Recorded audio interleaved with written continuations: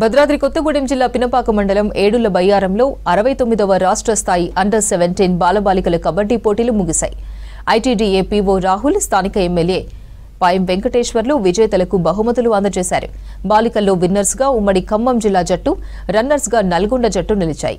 బాలుర జట్టులో విన్నర్స్ గా హైదరాబాద్ జట్టు, రన్నర్స్ గా ఖమ్మం జట్టు నిలిచాయి. గెలిచిన బాలబాలికల జట్టుని జనవరిలో జరగనున్న నేషనల్ మ్యాచ్లకు రాష్ట్ర జట్టుగా ఎంపిక చేయనున్నట్లు తెలిపారు అధికారులు.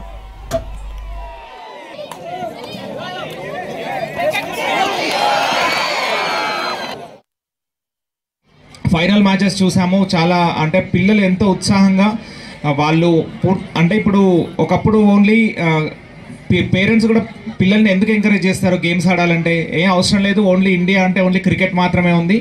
క్రికెట్ ఒకటి నేర్చుకుంటే పైకి వెళ్ళే ఛాన్స్ ఉంది, కానీ మిగతా కబడ్డీ, వాలీబాల్ ఇట్లాంటివి ఆడితే ఏమొస్తుంది అన్నది. కబడ్డీ ఎప్పుడు కూడా వరల్డ్ ఛాంపియన్స్ ఇండియానే ఉంటుంది. దాంతోపాటు ఈ ప్రో కబడ్డీ లీగ్ వచ్చిన తర్వాత కబడ్డీకి ఇంకా ప్రాచుర్యం పెరిగి మన మారుమూల చెర్లలో ఉన్న ఒక ఆదివాసీ యువకుడు కూడా ప్రో కబడ్డీ లీగ్ సెలెక్ట్ అయ్యి ఈసారి చాలా సక్సెస్ఫుల్గా ఆయన ఆడారు.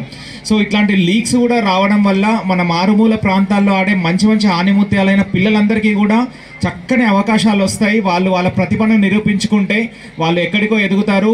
ప్రభుత్వం కూడా ప్రోత్సహిస్తుంది. కాబట్టి అబ్బాయిలు అమ్మాయిలు అని తేడా లేకుండా అందరూ కూడా మంచి అవకాశాలను అందిపుచ్చుకోవాలి. క్రీడలో చాలా ఆనందపడ్డాము. అన్ని వసతులు కానీ ఏర్పాట్లు కానీ ఇక్కడ ఆడినందుకు చాలా సంతోషంగా ఉంది. మారుమూల ప్రాంతంలో ఒక మట్టిలో నుండి మ్యాట్ మీదకి వచ్చినందుకు కబడ్డీ చాలా అభినందిస్తున్నాము.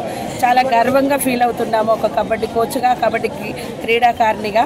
అలాగే ఇంకా మంచి ప్రోత్సాహం అందించి ఇక మంచి క్రీడాకారులకి ప్రోత్సాహం ఇవ్వాలని గవర్నమెంట్ నుండి కోరుకుంటున్నాం.